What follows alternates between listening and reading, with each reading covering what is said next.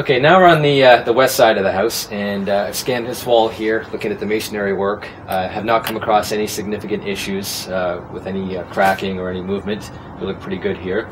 Notice that the kitchen window has been upgraded. It is definitely insulated much better than our front bay window.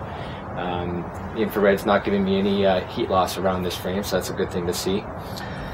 We've noticed here that there are two new window wells recently installed by the looks of it. Looks fairly fresh with the earth here. So there has been some issues. We talked about the window well being required on that other wall.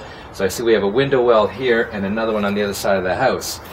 So there has been probably some issues. We'll find out what we have for damage on the inside of the house, but this is what we should have on windows that are very close to the grade. When we don't have that 6-inch clearance from the windowsill to the grade, we need to protect.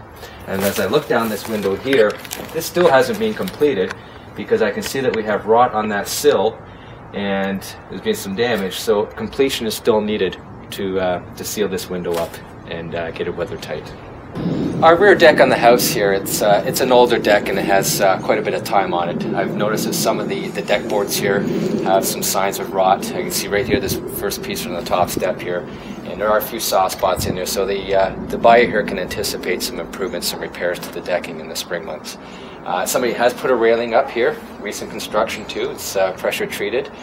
It's good to see because it is required to have a railing when you have an elevation above 24 inches off the ground, just to guard against anybody falling or tripping over.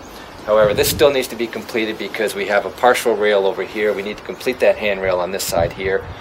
Anytime you have more than 3 steps or 3 risers, you are required to have a handrail with spindles, and spindles should never be more than 100 millimeters apart for children to get their heads stuck in there. So still a little bit of work needed here to complete this, but not a big deal. They can take care of that in the springtime.